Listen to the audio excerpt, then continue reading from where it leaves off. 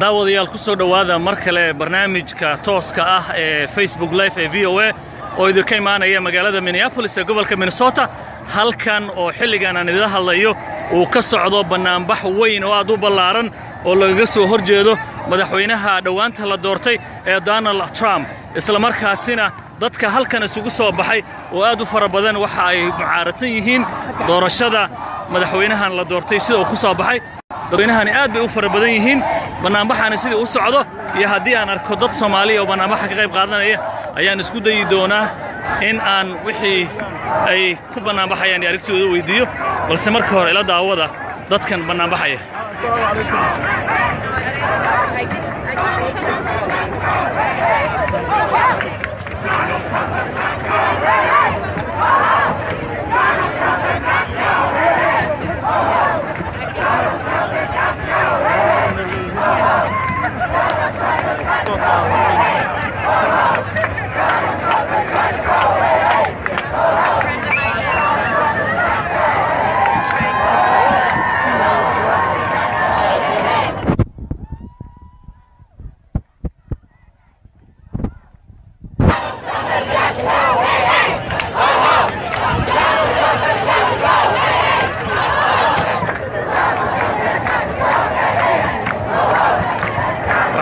hadda gabdhay yaryar oo Soomaaliya oo halka kamida dadka banaanbaxaya haday suura gasho inay ila hadlaan waa la hadli doonaa banaanbaxu dabcan aad buu u ballaaran yahay dadweynuhu meelo fara badan ayay ka banaanbaxayaan waxaadna moodaa in ay ka soo horjeedaan Donald Trump iyagoo aad ugu banaanbaxaya qaar kamida dadkaasi haday suura gasho ayaan wareysan doonaa walaal meelo hadlaysan waa salaam hay magaca walaal maxaad u soo banaanbaxdeen maanta banaanbaxaaga adigu maxaad sameeynaysan wallahi madaxweynaha in la diidayaan aan Soomaali ahaan dadka shacabka dhan isku wada jiraan waa la diidoyaa marka adigu ka Soomaalinimada soo banaanbaxday inaad ka soo qayb qaadato banaanbaxa Soomaalinimada soo baxay waxaad marka leedahay Donald Trump madaxweynimadiisa waad ka soo horjeedaa adigu waa la diidan yahay marka waa caawad banaanbaxaysaa banaanbaxan ku jira ilaa meeqa saacad aad macsantahay inaad banaanbaxa ku jirto ilaa inta laga dhamaynayo wax gaar ah adigu aad ma taqaanaa ishaga aad u banaanbaxaysa miyaa jira reasonka wallahi Soomaalida iyo shacabka iyo dadka hadhow dhibaato ku kicinayo ninkan ma doonayno What I am here also with another Somali guy iyo gabar Adana. Can you tell me your name? What's your name? My name's Kelly. Kelly, why are you against Donald Trump? He's the American president. He's elected president. Because I refuse to listen to a fascist. I refuse to listen to hate and yeah, you know, what other times? No right. Absolutely. But he's elected. I mean, the guy was elected. Why? What's the reason why you against him? You know, everyone says no, we're not going to listen, but it doesn't work. It doesn't work.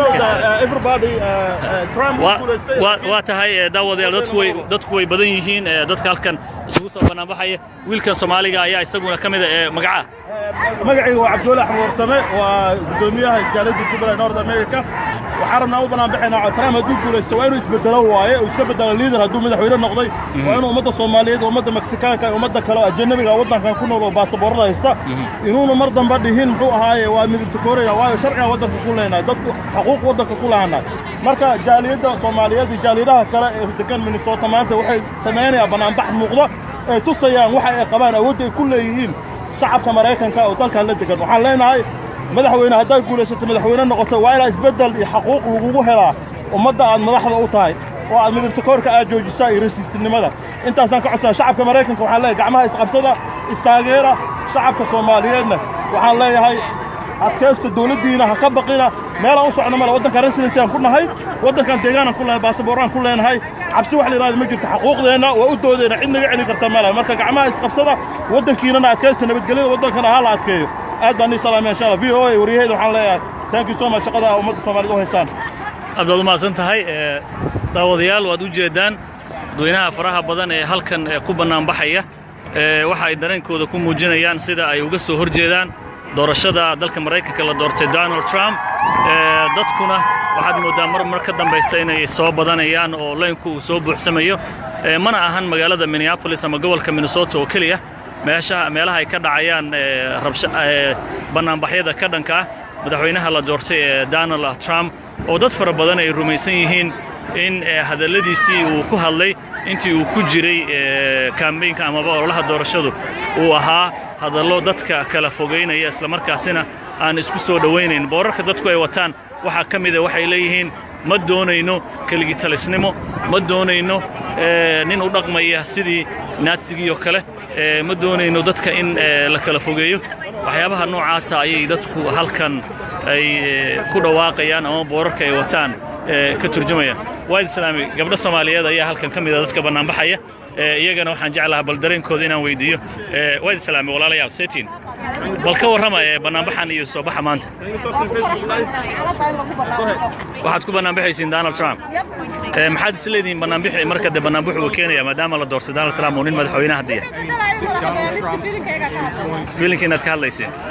maxaad isleedahay marka way Kenya banaan baxayda noocan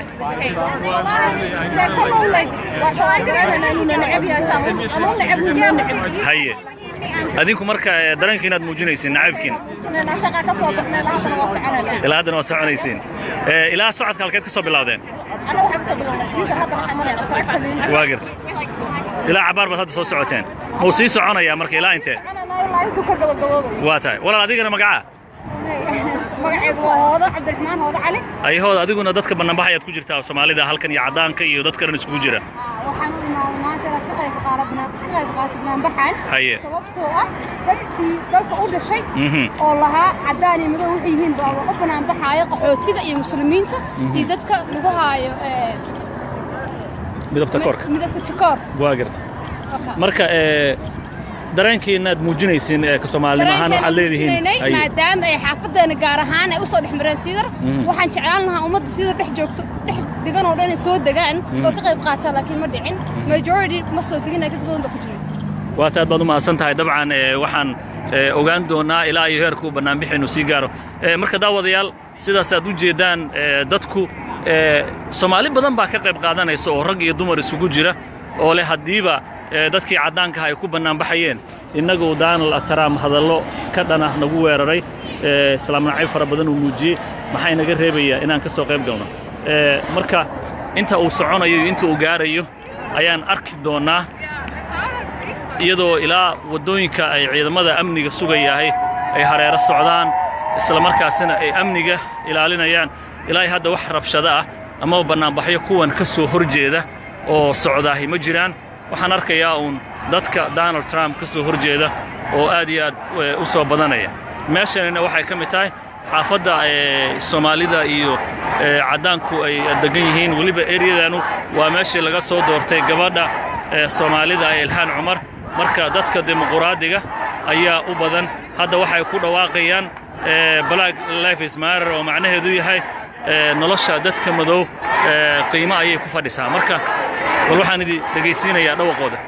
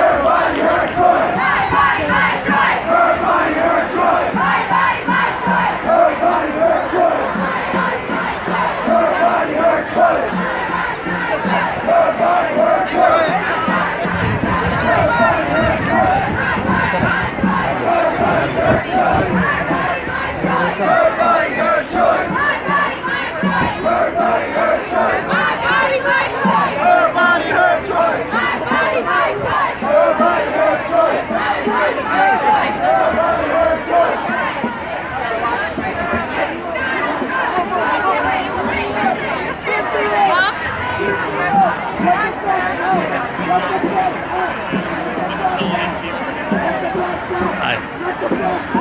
How you guys doing?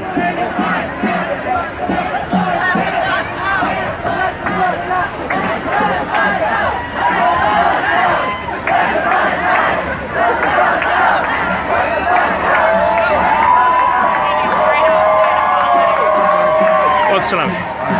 Waxaad ka mid tahay dadka banaanbaxaya halkan isku yimid Soomaa? Waxaad u soo banaanbaxdeen? dadku waxay caddaynayaan macnaha sida maraykanku u midaysan yahay in caddaan madow islaam aan la kala lahayn waddanku waa waddan dalku waa isku dal ninkan markaa waxay la tahay isaga qudhiisa caqligiisa wuu qabaa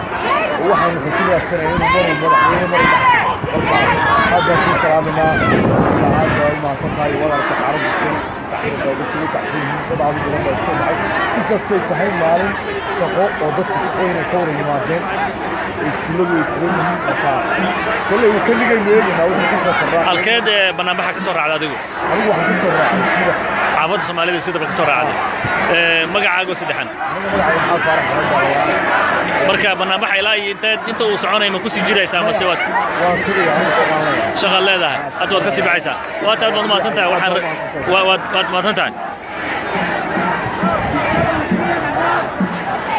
daawadayaal sidaas ayaad u jeedaan dadku hadda waxay taagan yihiin halkay isku jiraan labada waddo ee Franklin iyo 22ka oo ah meel sida aan kaga fogeyn xaafadda ay Soomaalidu ku badan tahay ee Cedar waxa uuna banaanbaxani ka soo bilowday jaamacadda Minnesota oo iyaduna dhinaca dambe ee Cedar ku taala xaafadana waxay ka mid tahay xaafadaha ay ku badan yihiin dadka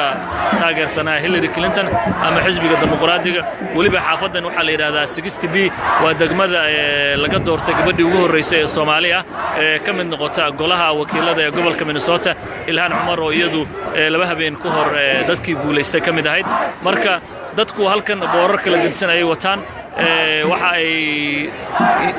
marka la fiiriyo muuqaalkooda waxa isugu jiraan dadka cadaanka ee waddanka u dhashay dad madow ah dad ka soo jeeda wadamada Asia indhayara Soomaalida waan ku arkay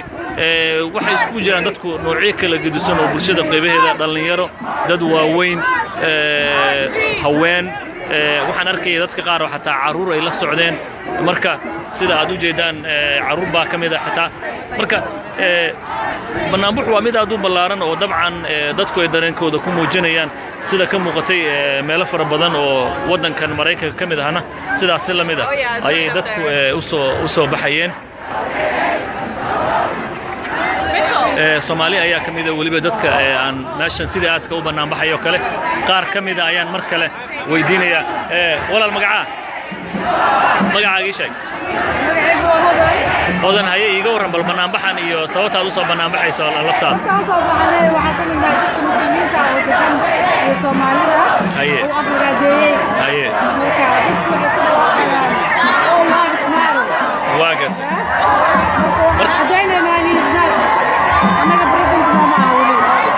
laakiin madaxweynaha waa la doortay dalka dadkii waa madaxweyne la doortay weeyaan because waxay dadka ku mudaharaadayaan madaxweynaha inuu divide yahay maaha madaxweyne dadka la qaybinayo waagat waddanka waddan nabadaan u imaano weeyaan miyaa please balse in baan ka aragnay haye marka soo baxay waxaa ka mid haye maxaad ka rajaynaysaa marka maadaama la doortay inuu qabtaad isleedahay maxaad ka rabtaa marka banaanbixiina ma waxaad ku doonaysaan inuu isbedelo mase isagaba dhanba waxa lagu noqdaan leedin doorashada waa qalad weeyaan ha lagu noqdo maxaad isleedihiin markaa ha lagu noqdo waayahay walaal magaca adigana aniga waxaa la dhahaa Aamin Cabdullaahi haye Aamin Cabdullaahi bal iga waran banaanbaxaya dareenkaaga ma baahnin waa nin aad marka magacaasaan u baahanahay haye Soomaalina aad u neceb yahay Soomaalida maanta ay soo bixin inay soo baxaan ay ahayd because dadkii waddanka u dhashay way soo baxeen guys banaanka inay usoo bixin waayo oo ka dabaaldegtay ninkan aad u xun waa ninaan aniga ahaantayda aad u necbanahay marka dareenkaaga inaad muujisaad qabowgan caawa ugu soo baxday hadda waxaan u joogaa dareenkayga inaan muujiyo dadkii waddanka lagu soo dhameeyey wuu nagu dirayaa dadka qiyaabta lagu soo dhameeyey oo welcome laga dhigay wuu nagu dirayaa mideeda kale aye maxaad leedahay all lives matter when you are president you don't have to be divided waa dadka in la isku soo dhaweeyo waa leedahay soo dhaweeyo haye laakiin Donald Trump nin apology bixiyo laguma yaqaano sayid apology uga doonaysaa ninkan uu la doortay haye diba loo xilay hawshan haye ilaahay ka rajeynaya marka banaanbaxa sidaan ka arkayo dad waxaa noocyo badan leh oo qaybo kala gedisan ka soo jeeda ayaa ka mid ah oo arday dad waaweyn Soomaali cadaan waa isla banaanbaxayaan dhammaantiinna waxaad ka soo wada horjeedaan Donald Trump marka dadka qaar waxay leeyihiin hadalladiisu waxay kuwa dad kala qaybinaya marka dadka in la isku soo dhaweeyo miya waxyaabaha doonaysaa adig anaga isku soo dhaweeyo san noqdaan haye dad noo baahan ay jiro oo anaga dad inta soo dhaweeyso noo baahan waa dadka hadda wadada taagan ninkaas loo baahan yahay waddanka nuuso ilmaheena meesha ka shaqeyn nala socda waxaan yaa wadanaa waxaan doonay arrin Amerikaan haye future president noqon doonaan we have a junior Hillary واقرت هيلاري يربى صوص عارسين لا أنا مريكم وايد ومسلم ومدو so tomorrow they can be president and we will أنا أحكم وضع الأمريكان so إنا ترى كانوا موجودين وأحكم مسلم كانوا all lives matter aad baa u mahadsan tahay dad badan ayaa halkan joogaan oo sidaas aad arkaysaan Soomaaliduna si ballaaran bay u soo baxday oo waxay ka mid tahay dadka meeshan banaanbaxaya ee ka qayb qaadanaya banaanbaxan aad u jeedaan oo dabcan calaamadaha iyo saynanka ay wataan ay aad u ballaaran yihiin oo dhammaantood ay ku qaylinayaan waxaan u baahanahay nolosha qof kasta waa muhiim waliba waxay wataan boorar badan oo waxa arkay ku qoran yihiin Black Lives Matter oo dabcan sida la socotaan waddanka Mareykanka marar badan lagu dilay amaba ay dhacday in dad madow ah ciidamada amnigu qaarkood ay dileen inkastoo marar fara badan dilalkaas iyo qaabka ay u dhacaan iyo waxyaabaha ay ku saabsan yihiin iyo sida booliisku uga hadlaan iyo aragtida dadka madow ay ka bixiyaan aan marar fara badan isku aragti laga ahayn oo siyaabo kala gedisan laga hadlo haddana dad fara badan oo iyagu aan u arkaynin Donald Trump inuu yahay nin ummadda isu keeni kara ayaa halkan iskugu imaaday oo iskugu soo bannaan baxay waxayna codsanayaan in la joojiyo muslim nacaybka iyo dadka qaxootiga ah dalka inay ka mid yihiin in loo ogolaado inay dadka laatinada ka soo jeeda inay yihiin dad waddankan ku nool waliba gabadhan oo kale boorkay wata ay ku qoran tahay Black Latino Muslims Lives Matter nolosha dadkaas oo dhan Can you tell me a little bit about your strike tonight? What are you looking for is peace and love. Do you think Donald Trump is not going to bring peace and love to the United States? We can. But we can. Together we can. Waa anagoo wada jirna ayaa nabadda keeni karna ayay dadku leeyihiin dabcan sidaas aad u jeedaan dadka halkan iskugu yimid waxa uu muhiima in la ilaaliyo wada noolaanshaha nabadda isjacaylka oo saldhig u ah Mareykanimada sida ay leeyihiin marka aad dhageysto khudbadahooda iyo sida ay u dabaaldegayaan sida ay u banaanbaxayaan waxa uu sii socon doonaa banaanbaxani muddo dheer oo sida aan filayo caawa waxay ogtahay dadkan inaanay joojin doonin banaanbaxa ilaa intii muddo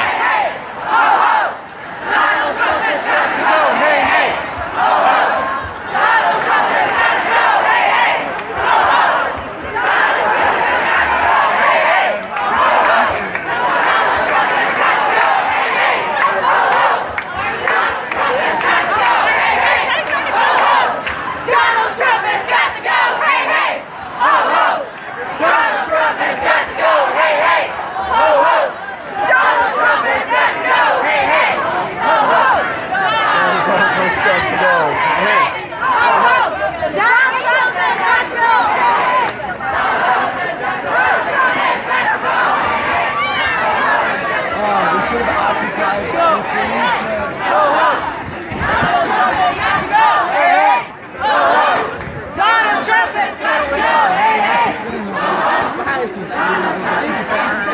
واتاي داوديال هاتنا waxaa dadka banaanbaxayay aan ku dhex arkay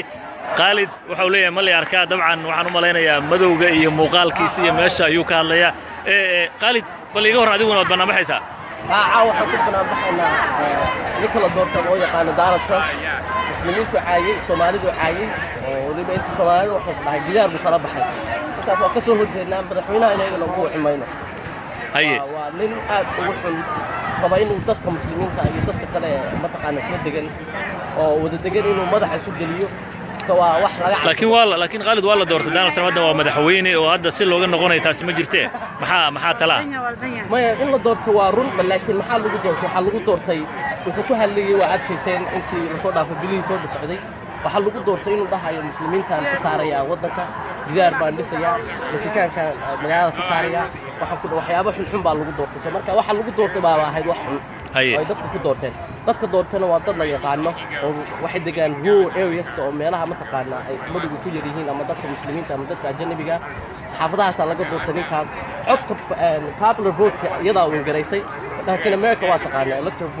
college ka shaqeeya maxaa dalbanayseen marka maadaama la doortay isagii wax isbedelo inuu asagu sameeyo hadaladiisa hore ka noqdo iyo waxa dalbanayseen ma noqdo inuu ma taqaana dadka Soomaalida ama dadka muslimiinta ama dadka kale community kale inuu ashuur gareeyo in ay ka mid noqon doonaan wadankan ama aanu dadka isku dirin oo ma taqaana dadka madaxa isku gelin marka taas cabsi keenaysa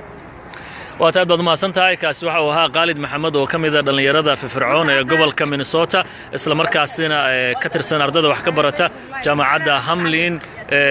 gobolka Minnesota daawadayaal waxyaabihii kale ee soo kordha dib ayaan iskaga soo noqon doonaa waa Maxamuud Mascade oo idin kale magaalada Minneapolis sida iyo nabadgelyo tan intaynu kulan dambe iskaga soo noqon doonaa meeshan waxay ka mid tahay xaafadda Soomaalida iyo cadaanku ay degan yihiin waliba eriyadanu waa meeshii laga soo doortay gabadha Soomaalida Ilhaan Umar marka dadka dimuqraadiga ayaa u badan hadda waxay ku dhawaaqayaan Black Lives Matter oo macnaheedu yahay nolosha dadka madow qiimo ayay ku fadhisaa marka wal waxaan idin dhageysiinayaa dhawaqooda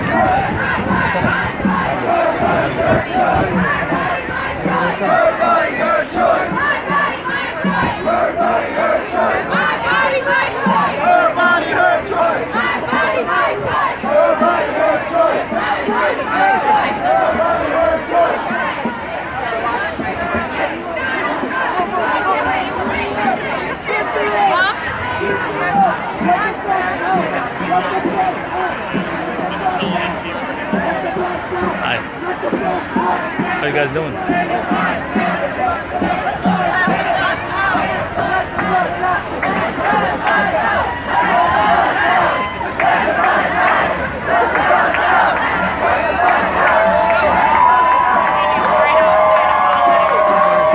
وعليكم السلام واحد كم تهاي ضدك برنامج حي هل كان سكوي بس ما هذا صار برنامج هذا dadku waxay cadeynayaan macnaha sidoo Mareykanku u diiday in cadaan muday islaam aan la kala ahayn wadanku wadan qayb waa isdal dadka markaa waxay la tahay sidoo kale aqligiisa uu qabaa waxaan ku tilaabsanayn madaxweyne هذا في سلامنا هذا ما صفاي ولا تعرض السن تحسين تحسين طبعا بالنسبه للسمعه كيف تحين مالين شقوق وضد شقوين كوري مادين iskuuladu iskuulada marka kulay uu kaliya yeelina oo ka soo qoraa halkeed barnaamijka ka soo raacday adigu waxaan ka soo raacay sida caabada Soomaalida sida ka soo raacday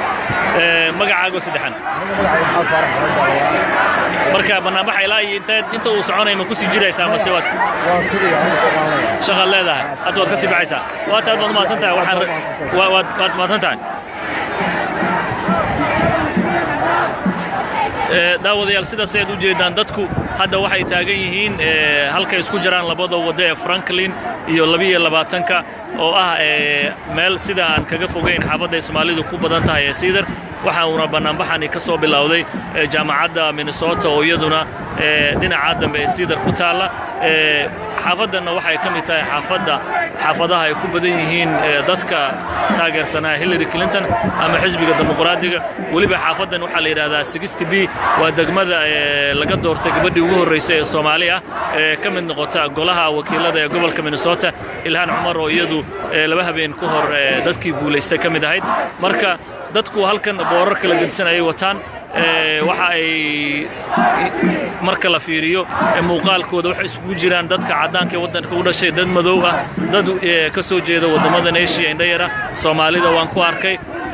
waxa isugu jiraan dadku noocyo kala gedisan oo bulshada qaybaheeda dhalinyaro dad waaweyn haween waxaan arkay dadka qaar oo xataa caruur ay la socdeen marka sida aad u jeedaan caruur baa kamid ah xataa marka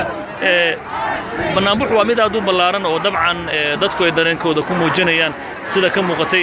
meelo fara badan oo wadankan Mareykanka kamid ahna sidaas la mid ah ayay dadku u soo baxayeen Soomaali ayaa kamid ah waliba dadka aan meeshan sida aadka u banaan baxayo kale qaar kamid ah ayaan mar kale weydiinaya walaal magacaaga sheeg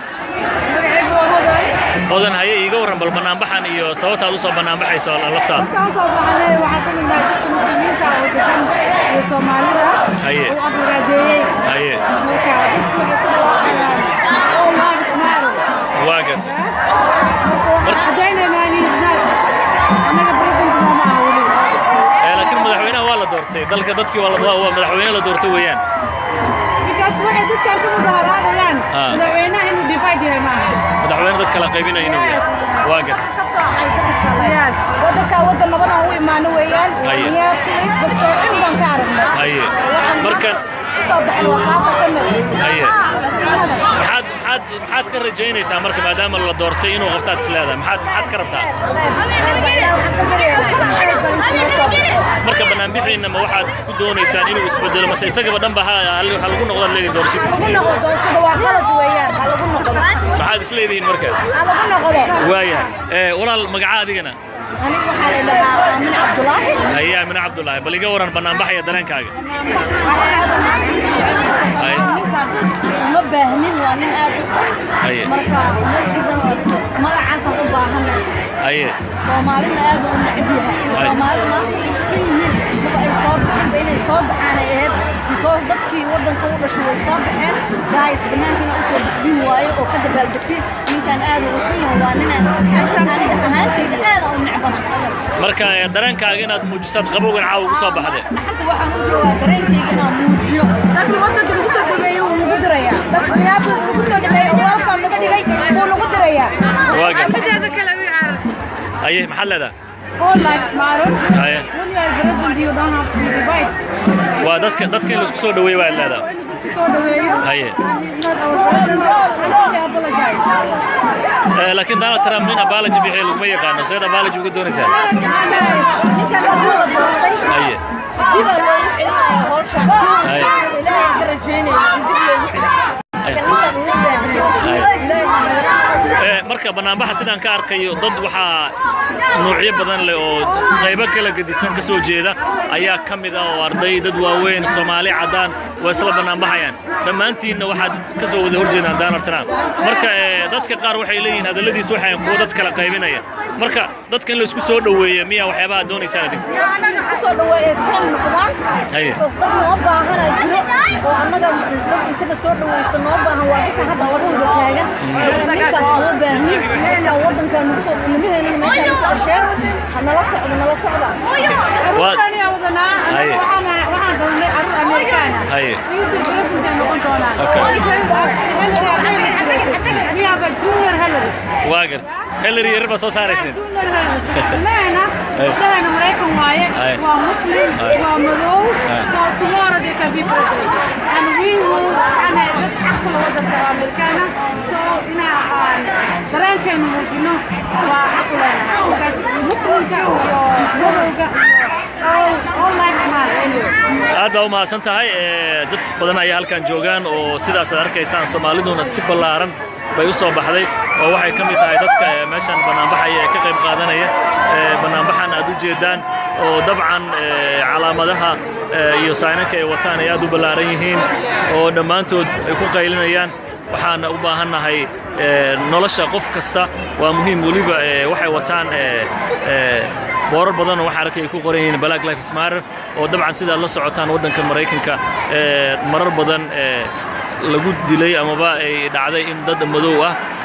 ciidamada amnigu qaarkood ay dileen inkastoo marar fara badan dilalkaas iyo qaabka ay u dhacaan iyo waxyaabaha ay ku saabsan yihiin iyo sida booliisku uga hadlaan iyo aragtida dadka madow ay ka bixiyaan aan marar fara badan isku aragti laga ahayn oo siyaabo kala gedisan laga hadlo haddana dad fara badan oo iyagu aan u arkaynin Donald Trump inuu yahay nin ummadda isu keeni kara ayaa halkan iskugu imaaday oo iskugu soo bannaan baxay waxayna codsanayaan in la joojiyo muslim nacaybka iyo dadka qaxootiga ah dalka inay ka mid yihiin in loo ogolaado inay dadka laatinada ka soo jeeda inay yihiin dad wadankan ku nool waliba gabadhan oo kale boorkay wata ay ku qoran tahay Black Latino Muslims Lives Matter nolosha dadkaas oo dhan Can you tell me a little bit about your strike tonight? What are you looking for is peace and love. Do you think Donald Trump is not going to bring peace and love to the United States? We can. But we can. Together we can. Waa together we can. Waa anagu wada jirna ayaa nabadda keeni karna ayay dadku leeyihiin dabcan sidaas aad u jeedaan dadka halkan iskugu yimid waxa uu muhiima in la ilaaliyo wada noolaanshaha nabadda isjacaylka oo saldhig u ah Mareykanimada sida ay leeyihiin marka aad dhageysto khudbadahooda iyo sida ay u dabaaldegayaan sida ay u banaanbaxayaan waxa uu sii socon doonaa banaanbaxani muddo dheer oo sida aan filayo caawa waxay ogtahay dadku inaanay joojin doonin banaanbaxa ilaa intii muddo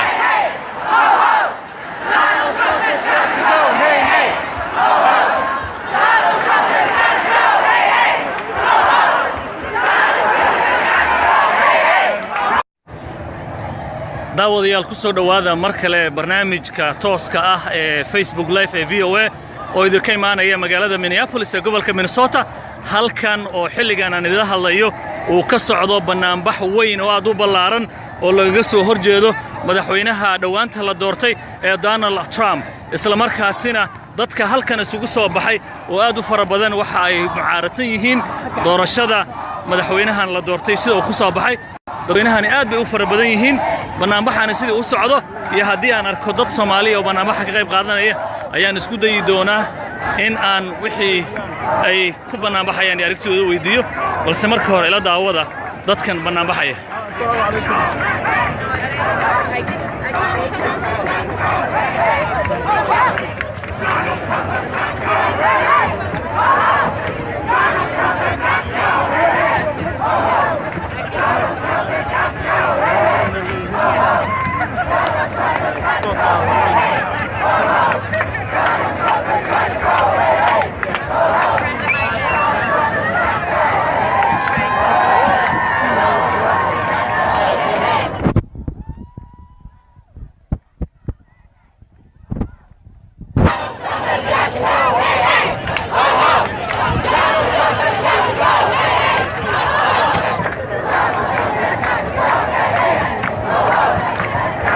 jeedaa hadda gabdho yaryar oo Soomaaliya oo halka ka mid ah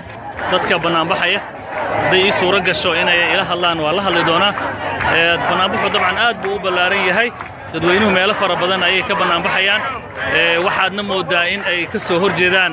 Donald Trump iyagoo aad ugu banaanbaxaya qaar ka mid ah dadkaasi haday suura gasho ayaan wareysan doonaa walaal meelo hadlaysan waad salaam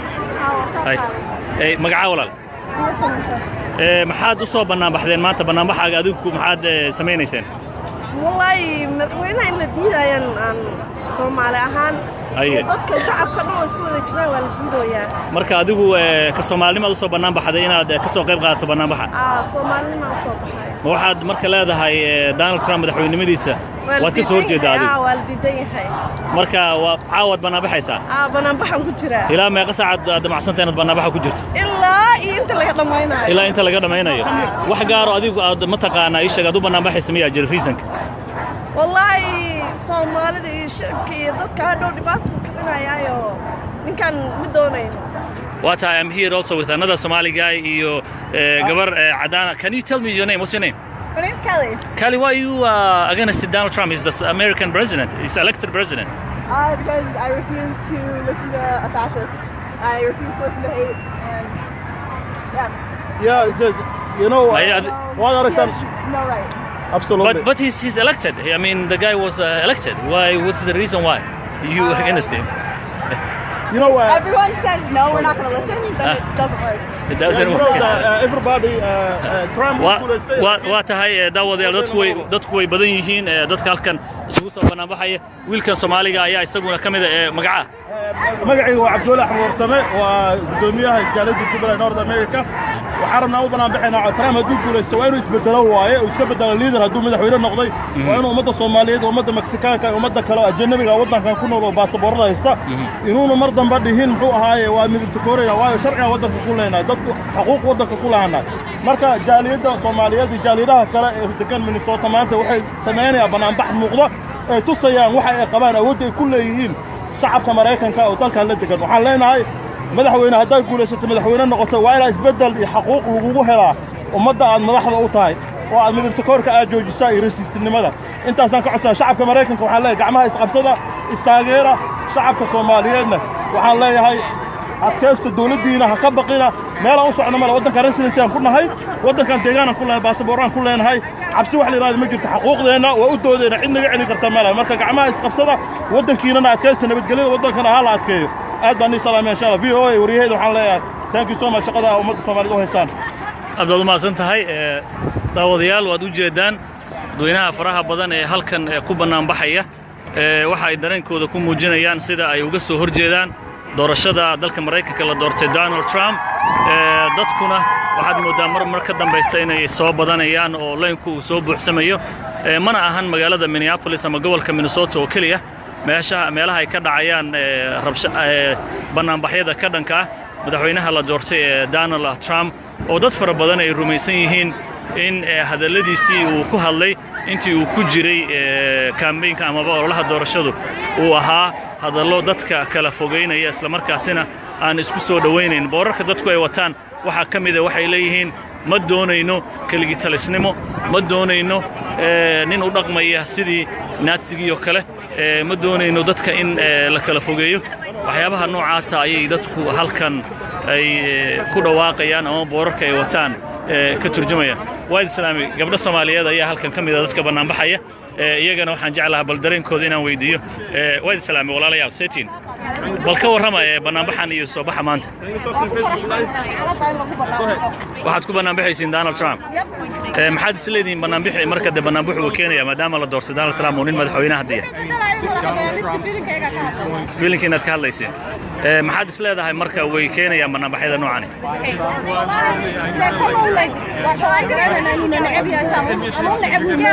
haye adinku marka dareenkiinaad muujinaysiin nacaybkiin ilaa haddana waa soconaysiin ilaa socodka halkeed ka soo bilowdeen waa garta ilaa cabaar baad hadda soo socoteen muu sii soconayaa marka ilaa intee waa tahay walaal adigana magaca magacaygu waa Hoodo Cabdiraxmaan Hoodo Cali ayhood adiguna dadka banaanbaxayaad ku jirtaa Soomaalida halkan iyo cadaanka iyo dadka dhan isugu jira waxaan maanta ka qayb qaataan baxaan haye sababtoo ah dadkii dalka u dhashay oo lahaa cadaan iyo madow waxay yihiin baa u banaan baxaaya qaxootiga iyo muslimiinta iyo dadka lagu haayo midabta koor waa garta marka dareenkiina aad muujinaysiin ka Soomaaliyeed ahaan waxa leedihiin maadaama ay xaafadeena gaar ahaan ay u soo dhaxmareen sidar waxaan jeclaan lahaa ummadda sidar dhex joogto dhex degan oo dhan ay soo degaan oo ka qayb qaataan laakiin ma dhicin majority ma soo degin dad badan ba ku jiray waa taad baad u mahadsan tahay dabcan waxaan ogaan doonaa ilaa iyo heerku barnaamijkeenu sii gaaro marka daawadayaal sidaas aad u jeedaan dadku Soomaali badan baa ka qayb qaadanaysa oo rag iyo dumar isugu jira oo leh hadiiba dadkii cadaanka ay ku banaan baxayeen inagu Donald Trump hadallo ka dhana nagu weeraray islaam nacayb fara badan uu muujiyay maxay naga reebayaa inaan ka soo qayb galno marka inta uu soconayo inta uu gaarayo ayaan arki doonaa iyadoo ilaa wadooyinka ay ciidamada amniga sugayahay ay hareero socdaan isla markaasina ay amniga ilaalinayaan ilaa hadda wax rabshado ah ama banaan baxyo kuwan ka soo horjeeda oo socdaahi ma jiraan waxaan arkayaa dadka Donald Trump ka soo horjeeda oo aad iyo aad u soo badanaya